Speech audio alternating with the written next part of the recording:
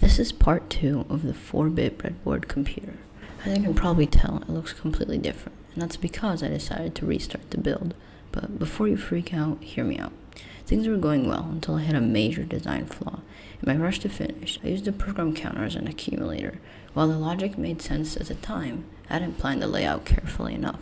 With only 3 breadboards, I left myself just enough space for a single chip, and making that chip double as an accumulator required incredibly precise timing for the load, clear, and enable pins. So precise it would have taken another whole breadboard just to handle the logic. After hours of troubleshooting, I realized it was better to redesign everything, from the hardware all the way to the architecture. Right now, I've placed all the chips on the breadboard, and I've held off on wiring to get a good layout.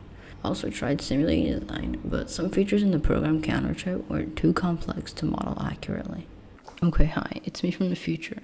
It's been about 7 days since that part, and I've finished the build. Well, I'm gonna upgrade it in the future, but for now it works, and I'm super excited to show you. In that time, I removed and added back the data bus on the side, decided to add a ton of logic chips instead of a big ROM for the control logic, as I thought that was cheating, redesigned the accumulator to use 4 data latches, and now it works. Also, the accumulator is the output for the computer, and also have an address register for the RAM so I can do more advanced scripts, and much, much more. But that is less interesting.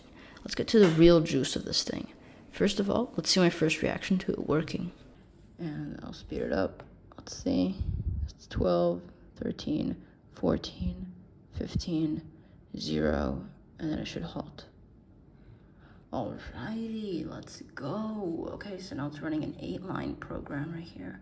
Yes, as you can see, it's not a very exciting reaction, but it does work.